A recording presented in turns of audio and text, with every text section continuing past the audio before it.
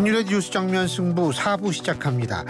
이 반도체, 배터리 등 첨단 분야를 둘러싼 각국 경쟁이 치열해지면서 기술 유출 범죄 또한 늘어나고 있습니다. 3나노 기밀 미국 유출이 시도가 됐으나 집행유예를 받은 사건이 이른바 솜방망이 처벌을 받아서 논란이 됐는데요. 관련 내용 건국대학교 경찰학과 이웅혁 교수와 얘기 나눠보겠습니다. 교수님 안녕하세요. 예, 안녕하십니까? 예. 우선 제가 첫 번째 말씀드리고 싶은 게 이 국가 핵심 기술로 지정된 삼성전자 반도체 공장 설계 자료를 통째로 빼돌려가지고 중국의 짝퉁 공장을 지으려던 이 삼성전자 상무 출신에 대한 재판이 이제 등이 재판에 넘겨졌다고 하는데 피해가 수조 원이라고 하는데 이게 어떻게 된 일이에요? 네, 일단 그 피해 추정액이 3,600억 이상이 될 것 같은데, 일단 그 개요는 이 반도체 전문가로 알려진 이 A 모 씨가 삼성전자에도 근무했었고 SK 하이닉스 부사장으로 근무했습니다. 근데 요약하게 되면은 지금 중국 청두시에 바로 옆에 약 2km 근방 안에서 아예 이 삼성전자 반도체 공장하고 거의 똑같은 복사판이라고 불러야 될까요? 복사판 공장을 건설하려고 하는 시도를 한 것이 아니냐라고 하는 의심을 받고 있는데요. 왜냐하면 일단 이 삼성 반도체의 핵심 공정 배치도를 빼돌렸을 뿐만이 아니고 지금 6명과 함께 말이죠. 그런데 이 사람이 약 200명의 삼성 직원, SK 하이닉스 직원을 사실은 고용을 해서 그것도 이제 억대의 연봉 이상의 다액의 연봉을 제안을 해서 중국 거기에다가 회사를 설립을 해 두었던 거죠. 그리고 청두시로부터 4,600억 원 투자를 받고 또 대만으로부터 8조 원 투자 약속을 이제 이런 받은 상태였기 때문에 그래서 이 사안이 사실은 국정원 첩보에 의해서 2019년도에 이 내사가 시작이 됐습니다. 다만 이제 이 A모 씨가 중국에 계속 있는 관계로 수사가 중단되었다가 올 초에 입국을 해서 결국은 출국 금지로 되고 이와 같은 사항들을 쭉 조사를 해봤더니 이것은 분명히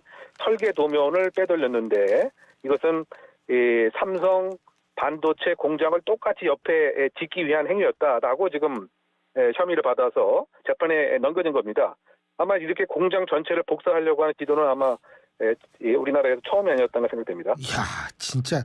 근데 이게 사실 빼돌린 사람이 제일 문제지만 이거를 좀 관리를 잘해야 되는 거 아닌지 이런 생각도 들어요. 네, 그 부분이 사실은 우리가 산업 스파이 이렇게 하면 막 영화에서 나오는 것처럼 막 침투를 해서 무엇인가를 몰래 빼오는 행위로 이렇게 생각할 수가 있지만 물론 최근에도 그와 같은 이제 사이버 스파이 행위가 일어나긴 하지만 보통의 경우에는 인적 보안의 실패에서 오는 것이 산업 스파이의 대표적인 모습입니다. 좀 더 구체적으로 말씀드리면은 예를 들면 이직을 한다든가 전직을 한다든가 또는 공식적인 스카우트 제의를 하면서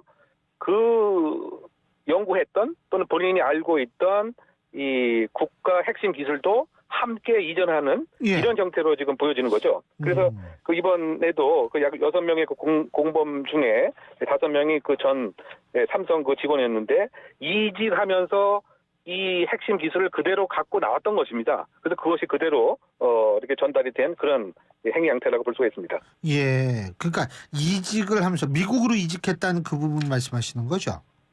네, 그러니까 지금 대부분이 산업 스파이 대부분의 모습이 이제 이직을 하면서 갖고 나오는 그런 형태가 이제 인텔에 이직하는 경우도 있었고 이 이후에도 대부분이 회사를 이제 떠나는 형태에서 다만 이제 문제가 되는 것은 회사를 떠나게 된 동기가 몇 가지가 있죠. 아예 처음부터 사전에 지금 만약에 2억 연봉을 받으면 내가 5억을 주겠다. 중국에서 그와 같은 수법이 많이 있는데요. 그러면은 공식적으로는 마치 이직하는 모습이지만 실제로는 핵심 기술을 함께 갖고 나오는 그것이 USB에서 담아 나올 수도 있고요. 또는 설계도를 유출해서 나오는 방법이 될 수도 있고요. 또는 과거에 있었던 인맥을 통해서 현재의 그 기술을 떼내는 이와 같은 형태로 진행되고 있는 것입니다. 그러니까 이직 말씀하셨는데 그 삼성전자 반도체 부문에서 일하던 전 직원이 미국 뭐 기업으로 이직을 준비하던 중에 회사 기밀을 밖으로 빼돌린 혐의로 기소가 됐는데 이게 지금 재판이 열렸죠. 결과는 어떻게 됐습니까? 네, 그러니까 지금 그 말씀한 부분은 그죠? 그 공장 자체를 복제한 사례하고 이제 다른 사례를 지금 사례죠. 말씀하시는 겁니다. 예, 예. 그죠? 네, 그 인텔의 이제 그 이거는 이직 이번에 준비를 이제 할 드러난 때, 거고. 예, 예. 네, 네, 그렇습니다. 그 최첨단 3나노 공정 관련 기술을 이제 그 사진을 그 찍어서 예. 사실 갖고 나왔던 겁니다. 따라서 이게 역시 이제 재판에 넘겨져서 1심 결과가 나왔는데요. 불과 징역 1년 6개월 그리고 집행유예 2년이 그 선고돼서 아니 이거는 국가 안보 차원 될 수도 있는 것인데 솜방망이 처벌이 아니냐라고 하는 따가운 눈총이 쏟아진 상황입니다. 아, 그렇군요. 이게 솜방망이 왜 이렇게 가벼울까요? 진짜 그게 좀 궁금하네요. 예. 그러니까 근데 이거 여러 가지 법리적인 그 이유가 있습니다. 예. 가장 그 핵심적인 것이 과연 핵심 비밀이었느냐를 입증이 안 되는 이런 상황인 거죠. 비밀성에 관한 문제. 그리고 또 하나 가장 그 중요한 것이 산업기술보호법에 의하면 고의 이외의 목적성을 갖고 있어야 됩니다. 예를 들면 국가 핵심 기술을 외국에서 사용하거나 사용되게 할 목적도 함께 입증이 돼야 되는데 사실 그 재판 단계에서 마음속에 있는 거 고의도 입증하기 힘든데 고의 플러스 그와 같은 분명한 이제 목적이 예. 입증이 안 됐다라고 하는 이런 측면에서 무죄가 되기도 하고요. 또는 가장 또 이렇게 그 솜방망이 처벌 중 하나가 이런 이유 때문인 거죠. 아직 피해가 발생하지는 않았다. 근데 그 얘기 뭐냐면 일단 기술은 유출됐는데 그런데 그 유출된 기술을 통해서 구체적으로 아직은 피해를 야기시킨 것은 아니죠. 왜냐하면 중간에 발각이 된 것이기 때문에. 그래서 피해에 대한 산정 자체가 사실은 애매할 수가 있기 때문에 그렇다고 본다면 아직 피해도 발생하지 않았고 또 이와 같은 경우에 대부분 초범의 가능성이 많이 있어서 집행유예의 그 요건 중에가 초범이고 피해가 경미하고 뭐 이런 법리적인 것에 비춰본다면 우리가 생각하는 이건 정말 국가의 안보에 해당이 되는 위험한 행위, 즉 최근에는 이 경제 안보의 그 중요성, 총성 없는 전쟁이다 이렇게 인식하지만 법리적으로 보게 되면 그런 요건이 정확하게 입증이 안 된 이런 면 때문에 상당히 경미하게 처벌이 되는 상황입니다. 아니 좀 제가 쉽게 이해가 안 되는 게 자 고의로 뭐를 저질렀다 한다라는 건 일부러 했다라는 거 아니에요, 그죠? 근데 그 일부러라는 단어 속에는 이미 목적성이 포함되어 있는 것 아닌가 전 그런 생각을 하는데 아마 법리적으로는 그걸 분리해서 접근하는 모양이죠.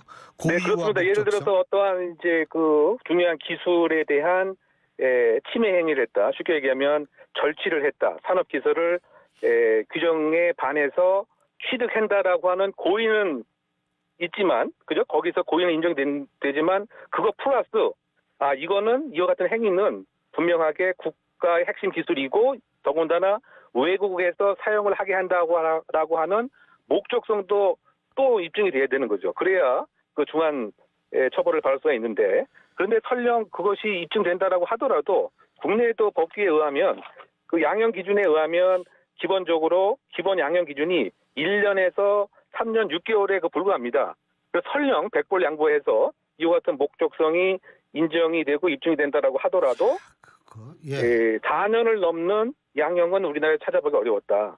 그래서 제가 기억하기로는 올 초에 지금 산업기술보호법 위반 중에서 가장 강하게 처벌받은 것이 징역 4년이 아마 최고였던 것이 아닌가 생각이 되는데요. 예. 미국하고 비교해 보게 되면 미국에는 경제 스파이법에 근거해서 특히 국가 전략 기술이 유출되게 되면 가중을 하고 또 피해액에 따라서 33년까지도 이제 처벌할 수 있는 최대 그런 측면에서 보게 되면 지금 너무 좀 우리의 산업 스파이에 대한 법 제도는 취약하다고 생각됩니다.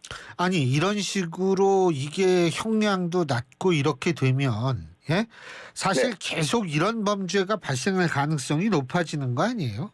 그렇죠. 더군다나 지금 이런 범죄자들은 이른바 Y 칼라에 속하는 그렇죠. 거죠. 왜냐하면 기술자고 고액의 연봉이기 때문에 따라서 이익과 손해에 대한 명확한 정확한 그 계산을 하기 때문에 뭐 이 정도면은 내가 뭐 3년 정도 뭐 기껏해야 뭐 실형을 산다고 하더라도 나한테 돌아오는 이익은 훨씬 많기 때문에 그대로 범행을 계속할 가능성이 있고요. 또 사실 또 양형의 결과에 비추어 보면 집행유예가 80% 이상이기 때문에 계산을 하게 보게 되면 사실상 그 수지 맞는 뭐 그런 비즈니스로서 생각할 가능성이 좀 크지 않는가 생각이 되고요.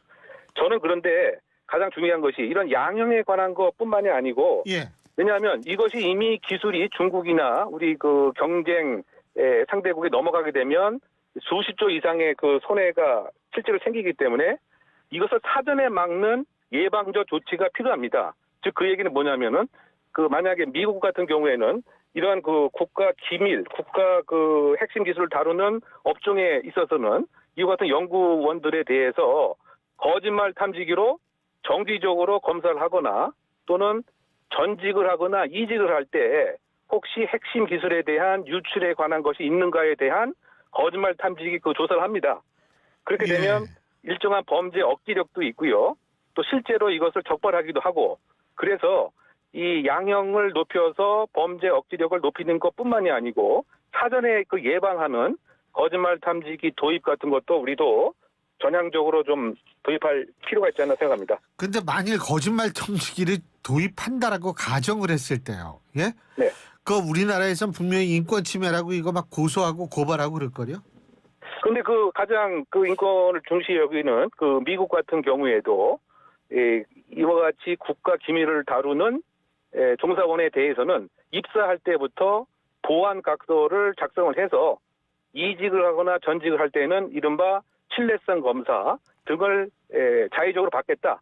이렇게 그 동의를 하고 하는 입장이기 때문에 더군다나 지금 어떻게 본다면 국가 전체의 경쟁력과 관련된 그 총성 없는 전쟁이라고 하는 측면에서 본다고 한다면 뭐 이런 건 충분히 뭐 수긍해야 될 상황이 아닌가 생각됩니다. 근데 그 교수님 거짓말 탐지기가 실제로 법정에는 효력이 없잖아요. 그렇죠. 그러니까 이 상황은 법적 증거로서 증거 능력을 예정하는 것이 아니고 이와 같은 산업 보안의 그 측면에서 내가 이를테면 언제든지 수시로 또는 불시에 정직성 검사 즉 그 산업 기밀과 관련된 보안 조사를 받을 수 있겠구나라고 하는 억지력이 발생하기 때문에 여러 가지 이를테면 스카우트 제의라든가 또는 범행에 대한 착수 자체를 막을 수가 있고 또 더군다나 의심이 되는 그 상태가 이렇게 식별이 되게 되면 이 사람을 국가기술 핵심 정보 부서에서 다른 쪽으로 이렇게 보직 변경을 할 수가 있겠죠. 그렇게 되면 전국적으로 핵심 기술에 대한 유출을 막을 수 있는 긍정적 효과가 있다고 생각됩니다. 그리고 사실은 그 이직이라는 게 자신이 받는 처우나 대우가 충분하지 않다라고 생각해서 이직하는 경우가 많지 않겠습니까? 그죠? 그러니까 네, 그 부분이 사실은 뭐 두 가지 또 요소로 설명할 수 있는데요.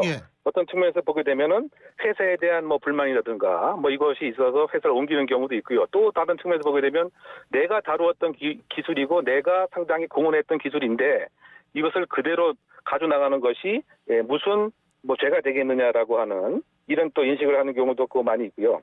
또 한 측면에서 보게 된다면 보안 시스템 자체가 상당히 느슨하게 되는 경우도 있죠. 또는 사전에 무엇인가 그 회사 내에서는 알려졌지만 이것이 공개적으로 외부로 나가는 것이 이루어지게 되면 회사 전체의 또 이미지가 좀 손상되는 면이 있어서 회사 내에서 쉬쉬하고 또 넘어가는 또 이런 그 복합적인 그 이유가 있어서 이런 내부자 보안 시스템이 무력화되는 경우가 많이 있다고 생각됩니다.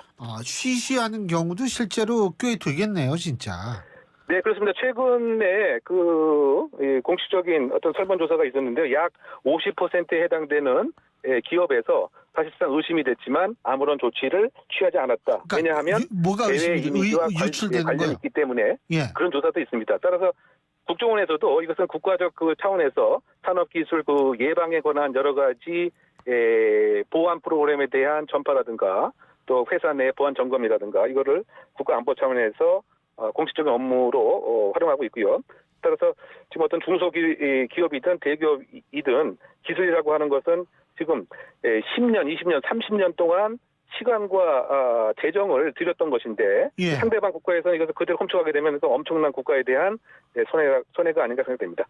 그렇죠. 이 부분에 대해서는 국정원이 나서야지 이게 경찰이나 기타 수사기관이 나서서 뭐 하기는 조금 시간과 노력이 많이 걸리겠네요. 예. 네, 그런 측면에서 어떤 안보 차원의 무관용 원칙이 작동하기 위해서는 일정한 그렇죠. 컨트롤 타워가 좀 필요하다라고 하는 얘기를 좀 하고 있습니다. 예. 지금 관련된 정부 기관만 해도 산업자원부에서 관련이 되어 있고요. 또 검찰, 경찰, 또 국정원 등 이게 다 중첩되어 있는데 예. 좀 더 정돈과 그 정리를 해서 컨트롤 타워를 통해서 이런 국가의 중요한 생명줄과 다름없는 이 기술 정보는 철저히 사전에 막을 수 있는 그러한 좀 체제 정비도 함께 있어야 된다고 생각합니다. 예, 알겠습니다. 어쨌든 우리나라의 기술력이 높아질수록 이런 범죄가 발생할 가능성도 함께 높아지니까 그거를 처벌하거나 수사하는 기법도 또 굉장히 발전을 시켜야겠죠. 예, 오늘 말씀 여기까지 듣겠습니다. 고맙습니다.